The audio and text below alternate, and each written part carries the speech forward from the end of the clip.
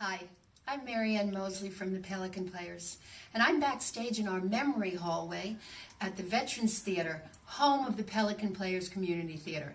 Pelican Players Radio Theater presents old-time radio shows. Today's episode is originally from CBS Radio and Ozzie and Harriet, and it's titled Ozzie Buys a Valentine. Enjoy the show. Welcome. Tonight, Pelican Players, your local community theater for the Sun City Center, Ruskin, Waimama, Riverview, Apollo Beach, and surrounding area, has the pleasure of entertaining you with another show by the Pelican Players Radio Theater. The cast is made up of all volunteer local residents. We will introduce the cast following tonight's show. And now, tonight's performance. Did you have Valentine's Day when you were a little girl, Ma? Oh, sure. In fact, if you look at this morning's paper, there's a picture of a Valentine made in 1847, over 100 years ago. I bet I know what it said. America's finest silver plate is 1847 Rogers Brothers.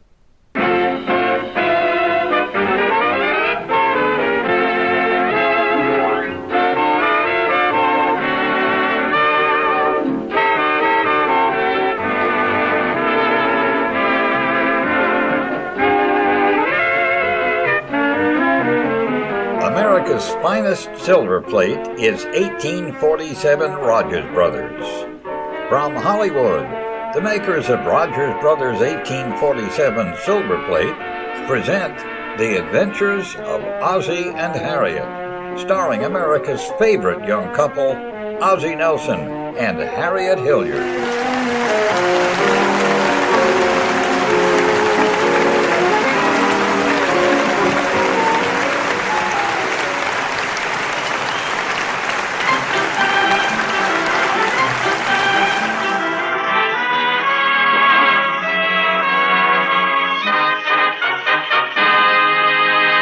Attention, all husbands. Tomorrow is Valentine's Day. A little Valentine's music, if you please, Professor.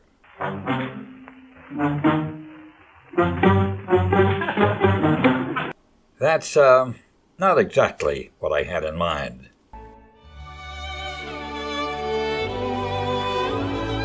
That's more like it. Valentine's Day. Oh, me. At the home of the Nelsons on 1847 Rogers Road, they're already at work on Operation Valentine. At least David and Ricky are. Now what do I do, David? You do the same with a Valentine as you do with a letter. Put it in the envelope and seal it. But it doesn't have any sticky stuff. Let me see it. There isn't any there. I got cheated, huh? What do you expect for a 5-cent Valentine? You sure are a cheapskate. 5 cents for a Valentine. Well, it's only for a girl. You'll think a lot more of girls when you're my age. I paid a dime for this one. That's a lot of money, boy. When you pay that much for a card, you let the girl know you don't mind spending money on her. You don't, but I do. When you gonna pay me back the dime? You'll get it. Hey, Mom, where's that bottle of glue? Oh, right there in the big desk. What do you want to do with the glue? There's no sticky stuff on my envelope. Oh, are you sending a Valentine too? Yeah, to Mary Lou Benson, a girl. Oh, I gathered as much. The Mary Lou gave it away. Would you like to read it? Yeah, let's see what it says. Ozzie, you shouldn't read his Valentine. Well, for goodness sakes, Harriet, I'm his father.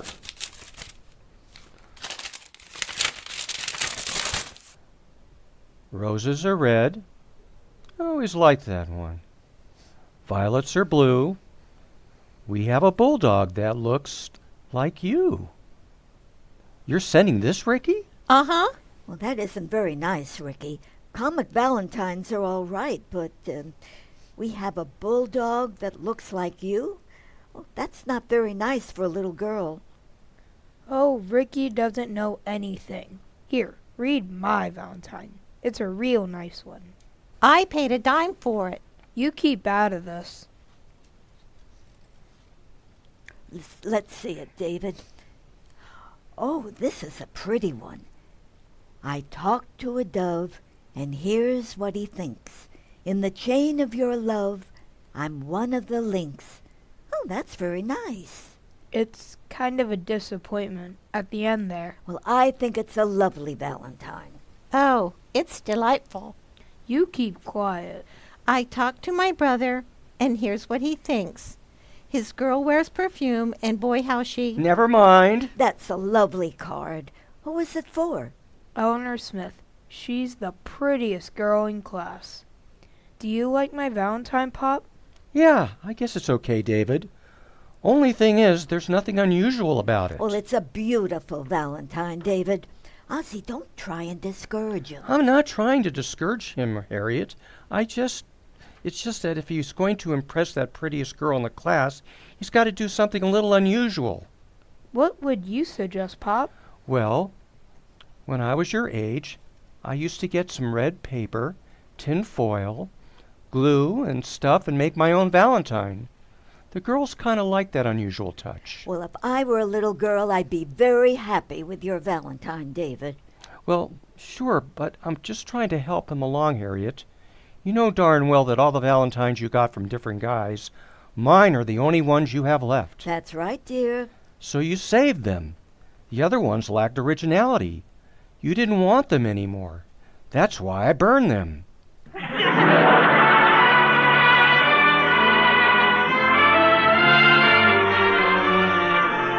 Hi, Oz. Oh, hello, Thorny.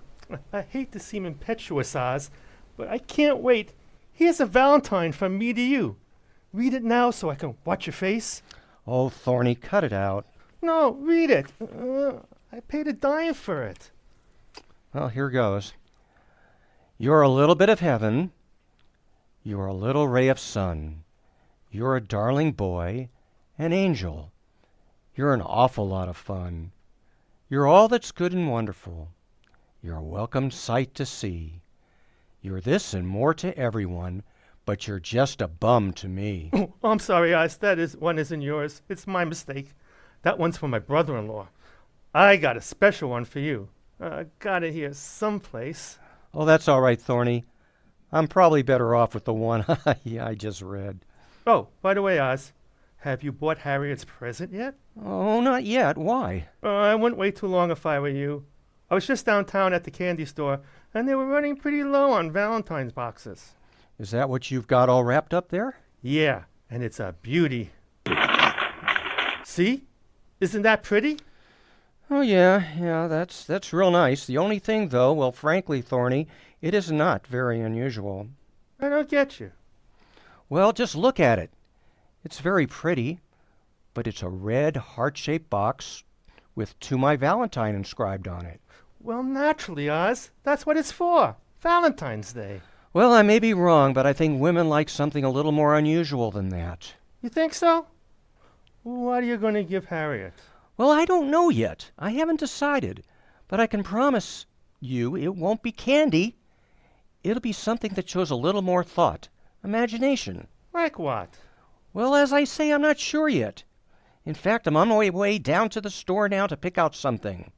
Oh, here's your Valentine, Oz. I knew I had it someplace. It's called "To My Next Door Neighbor." I made it up myself. Well, good for you. May I read it? Oh, yeah, sure. Well, let's see. To my next-door neighbor. I like you, next-door neighbor. I do, I do, I do. Next-door neighbor, I like you. I do, I do, I do, it's true. I like you, next-door neighbor. It's true, I do, I do, I do, it's true. It's true, I do, I do, I do like you. Thank you, Thorny. It's very thoughtful. Well, I like you, Oz. I do, I do. It's true, I do. I do, I do, I do. Happy Valentine's Day. Same to you, Thorny.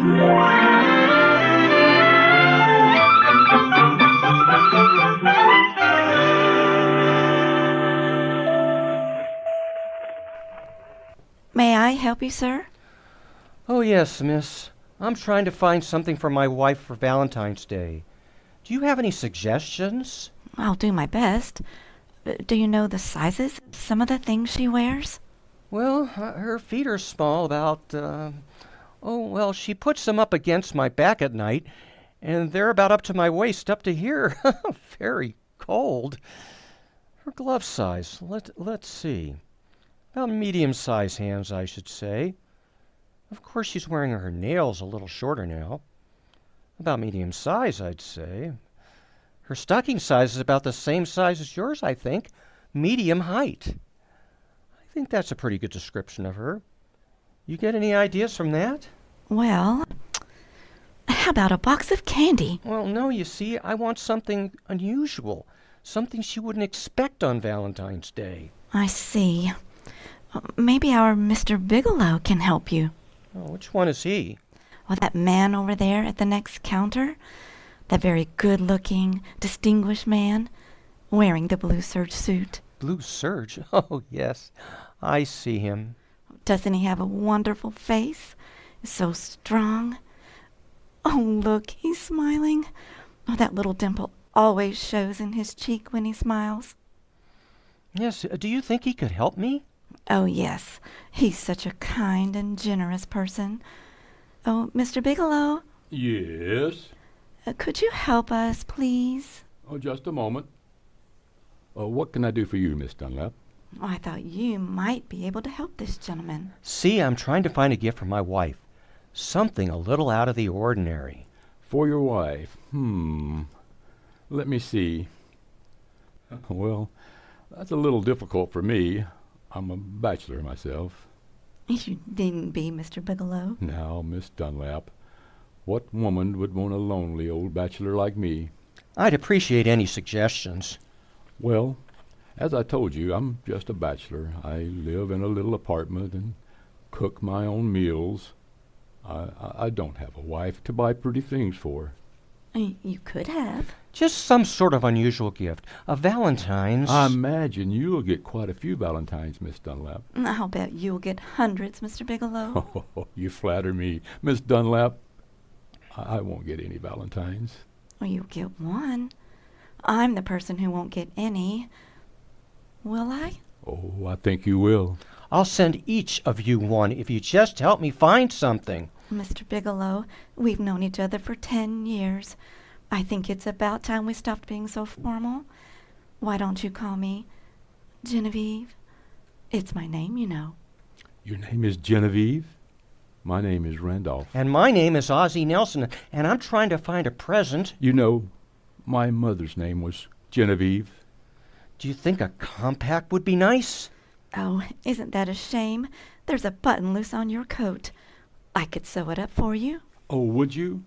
It's not too much trouble. Don't be silly. Shall we say tonight? About 6 o'clock? Wonderful. Do you like good music, Genevieve? I love good music. Do you like walking in the rain? Oh, there's nothing I like more than walking in the rain. Say, galoshes might be an unusual gift. Do you like fried chicken? I love it. Do you like to sit in front of a fireplace? Oh, yes. Do you like to go for long bus rides? Oh, very much. Do you like Debussy? Yes. Do you like to walk? Oh, very much. Genevieve, there's something I've wanted to ask you for 10 years. Randolph, your carnation, it's trembling. That's my heart. Would you have dinner with me tonight? After you've sewn on my button. Oh, excuse me, Randolph. I think I'm going to cry. Cry, Genevieve. Oh. I guess I'm going to be going now. Would you please? You see, tomorrow is Valentine's Day, and I want to get something unusual for you.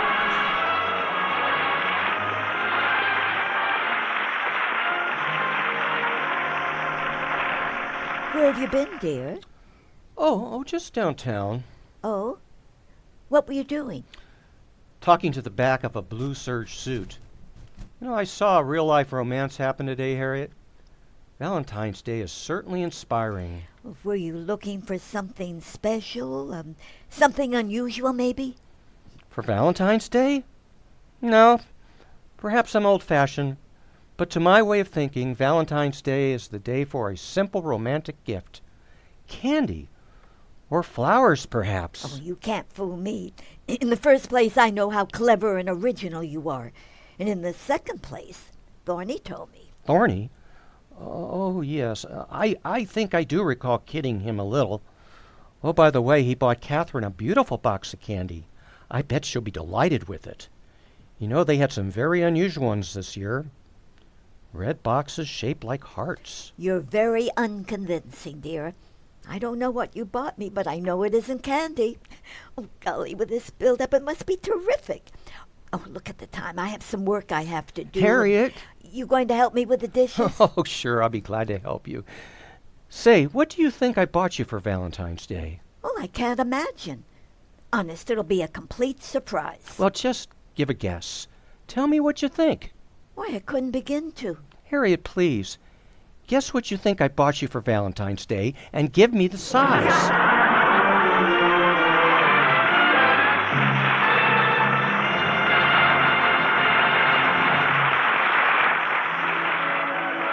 Hey, our buddy Ozzie's having quite a time.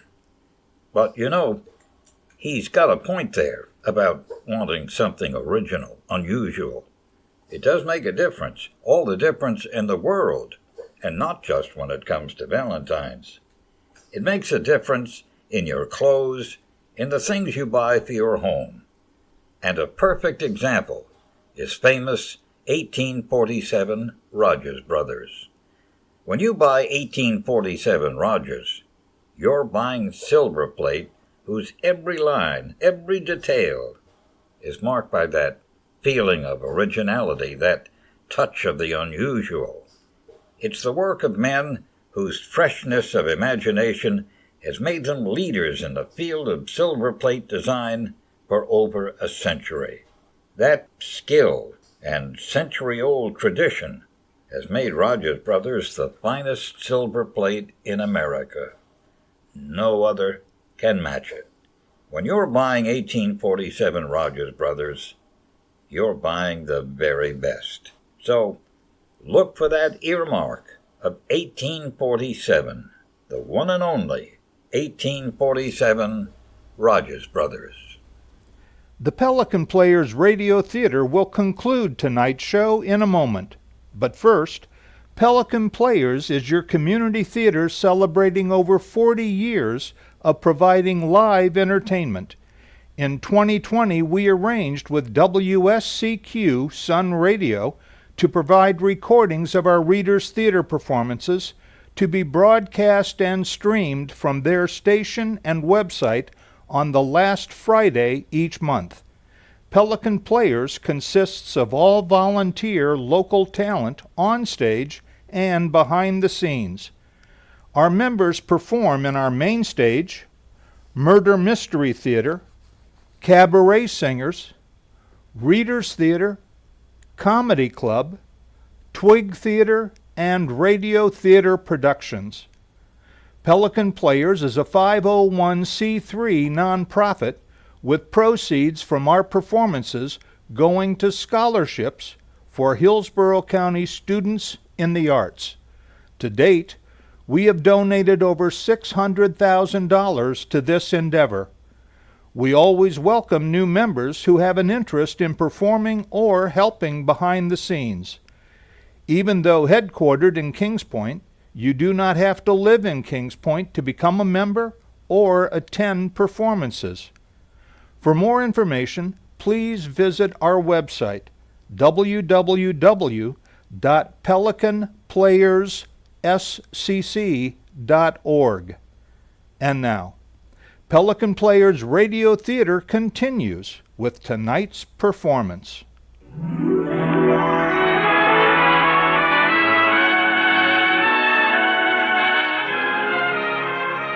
Does anyone know of an unusual Valentine's Day gift? If you do, contact Ozzie Nelson right now, because he's in a bad way. He's been trying desperately to find one for Harriet, but he's getting nowhere fast. Yes, Ozzie's in trouble. In fact, I'll go further, and I'll say He's in Dutch. Is dat ik stein you in Dutch? Is dat ik stein me in Dutch? Is dat ik stein worry you? Ja, das ik stein worry me. You in Dutch? Worry me. Talk too much. So I see. Was it wise? Could be dandy. Something nice? Please not candy. Not okay? Not today.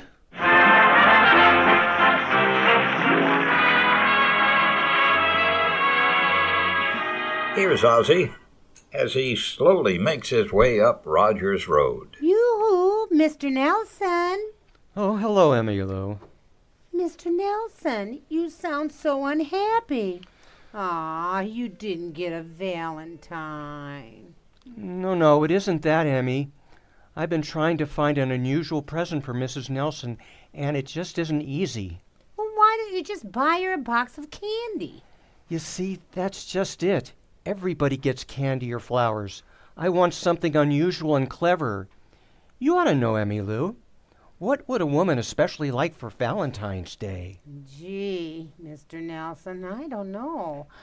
I know what my Aunt Margaret wants. She wants a husband. Well, Mrs. Nelson already has one of those. A rather ordinary one, I'm afraid. Besides, I can't give her me. Why can't you? What a wonderful gift.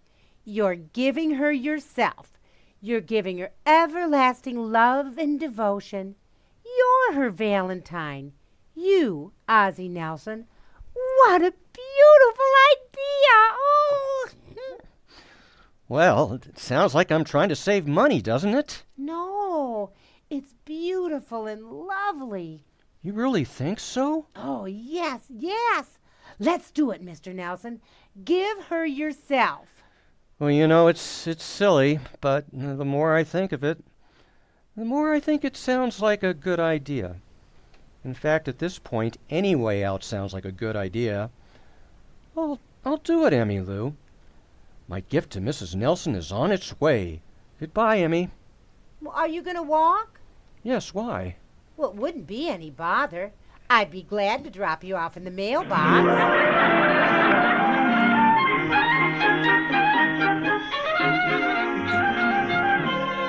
I'm yours, Harriet. Take me. No, that's not it. Darling, I brought you a gift, more precious than gold. I rush across the room and take her in my arms. That you, Ozzie? Oh, yes, dear. Harriet, I brought you a gift. Oh, Ozzie, you shouldn't have. No, I've brought you a gift. Well, where is it? I don't see anything. Is it in your pocket? No, I brought you a gift, more precious than gold. Oh, Ozzie, you shouldn't have spent so much money. I'm yours. Take me. Well, I've got you. Where's my gift? Are you hiding it? Where is it, under your coat? Partly. Partly? Yes, partly under my coat. Some of it's in my sleeve, and some of it's in my shoes. Oh, come on now, stop teasing me. What is it? Harriet, this should be a dead giveaway. Your present now is on the Davenport. Oh, for heaven's sakes, don't sit on it. Oh, come on, stop teasing me. What is it? Oh, it must be something wonderful. Harriet, I'm beginning to think it's a little stupid. Well, come on, what is it? It's what?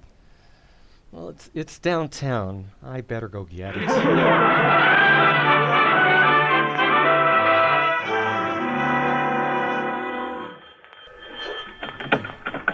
Hello? Hello, Harriet, it's Mother. Well, hello, Mother. Did you get any Valentines yet? Well, as a matter of fact, I did get one. And it was a beautiful box of candy and a lovely card. And it was signed from an anonymous admirer. Isn't that romantic? Oh, yes. Oh, thank you, dear. It was so nice of you to send it. Well, I tried. I can't wait to see what Ozzie's getting me. Whatever it is, he's sure been giving it a build-up. Well, if I know Ozzie, it's going to be something clever. He always gives such novel, unconventional things. But what are you going to give him? Oh, one of those hand-painted ties he likes so much. Harriet, not another one of those. Oh, no, Mother. This just has palm trees on it. Well, I'm not telling you what to do, Harriet. But don't you think it would be better to give him something a little unusual? After all, he's getting something special for you. Oh, I suppose so. I'll admit a necktie isn't very original. Oh, maybe I'll think of something else. Well, you know the old saying, the way to a man's heart is through his stomach? Why don't you bake him an apple pie? You know how Ozzie loves apple pie. Oh, Mother, that's a wonderful idea. Oh, he likes them with a lot of cinnamon piled high with apples, flaky crust, cream poured over it. Oh, and a slice of cheese. Harriet, dear, that pie sounds so good. Take a look out the window and see if I'm coming up the walk.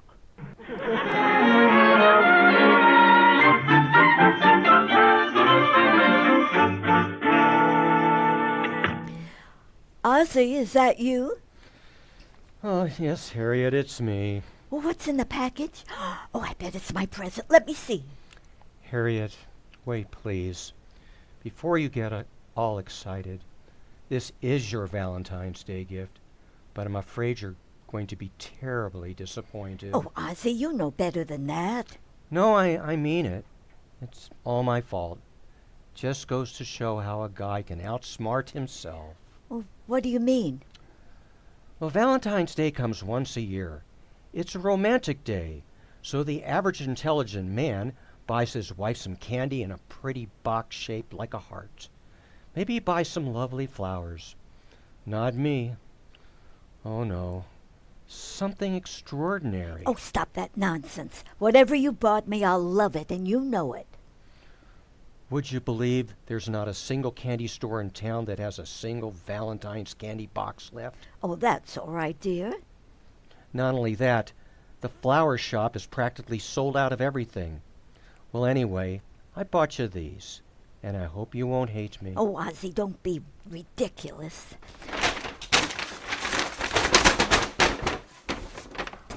Ozzie, how wonderful. A bag of popcorn. 10 cents. And a little bouquet of violets. 35 cents. And that's 45 cents altogether. Oh, what a beautiful thought. And I didn't even think you remembered. Well, I remember what? Oh, stop making believe. After all these years, you still remembered about the popcorn and violets. Oh, yeah, sure. Yes, the popcorn and violets. Yeah, in fact, I wasn't sure you'd remember. Well, how could I forget? I even wrote it in my diary. Our first date. Ozzie bought me violets and a bag of popcorn. I think I like him. Gee, I never knew it. Hey, I smell apple pie. Harriet, you remembered. Remembered what? The apple pie. Don't you remember? What? Yeah, the apple pie. Wasn't there something about apple pie? Anyway, I mean, I know we had some wonderful romantic memories connected with apple pie. Anyway, I know you made it for me. Gee, thanks. Well, thank you, dear. I hope it turned out well. Wait a minute. Now I remember. It was the same night as the violets and the popcorn. We stopped off at that little restaurant and bought a big apple pie. Apple pie? Yes, what a wonderful evening.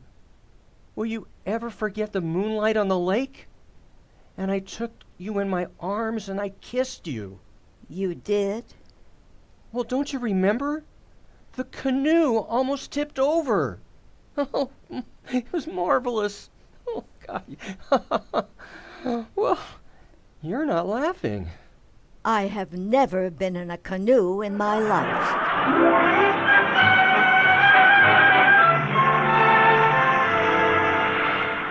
Hi, Pop. Oh, hello, David. How do you think Eleanor liked the Valentine? I'm not sure, Pop. You don't think she liked the poem? I didn't send her the poem. I did like you said. You remember? You told me about those homemade valentines you used to make. Oh, yes. And didn't she like it? I don't think so. When she passed me in the hall today, she said, some Valentine. That's funny. Used to go over big with all my girls. That is, when I was a girl. I mean, a boy, that is. How did you make it? I did just like you said. I got some tinfoil and a little roll of red paper, a bottle of glue, and a couple of crayons. Are you sure she got it? Oh, I know she got it. I guess she didn't know how to put it together. Thanks for joining Ozzie, Harriet, the boys, Thorny, Emmy Lou, Mom, that couple in the store, and that person with the weird German thing going on, as we presented Buying a Valentine. Our cast included your announcer, Ed Brown, Ozzie, played by Ken Rodman, Harriet, Jeannie Nash, Ricky, Ruth Lake, David, Geo Giltner, Thorny, Ron Dyke, Miss Dunlap, Kathy Stevens. Mr. Bigelow, Jack Stevens. German voice, Donna Fiore. Emmy Lou, Lucy Malakos. Harriet's mother, Jean Brown. We hope you can join us the last Friday night of each month for another Pelican Players Radio Theater show. Please be safe, stay well, and thanks for listening. Good night.